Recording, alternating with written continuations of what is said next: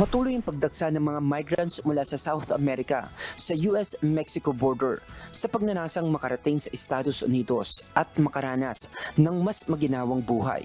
Kaya naman bumisita si US Secretary of State Antony Blinken at Secretary ng Homeland Security na si Alejandro Mayorkas upang maiayos ang ugnayan ng dalawang bansa at mapag-usapan ng mga issue na kinakaharap nito. Ayon kay Secretary Mayorkas, naging mabunga ang pag-uusap nila kay Mexican President Andres Manuel Lopez Obrador kasama ang kanyang gabinete sa Mexico City. Ayon naman kay Secretary Blinken, committed ang Estados Unidos sa patuloy na pakikipagtulungan sa Mexico upang maisaayos ang mga problemang hinaharap ng dalawang bansa. Kasama na rin ang laban sa patuloy na pagpasok na fentanyl at iba pang synthetic drugs. Nakipag-usap din ng Mexican Foreign Minister na si Alicia Bárcena upang ihayag ang importansya ng muling pagbubukas ng border crossing matapos isara ang ilan dito upang mapigilan ang patuloy na pagtaas ng migration. Dagdag pa rito dahil sa illegal migration, milyong-milyong asylum seekers na rin ang nahuli sa US.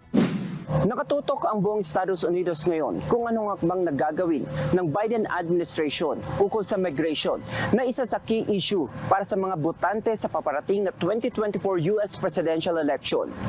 Rayjan Bolivar, UNTV News and Rescue. Diyos ang aming sandigan, serbisyo publiko ang aming pinahahalagahan.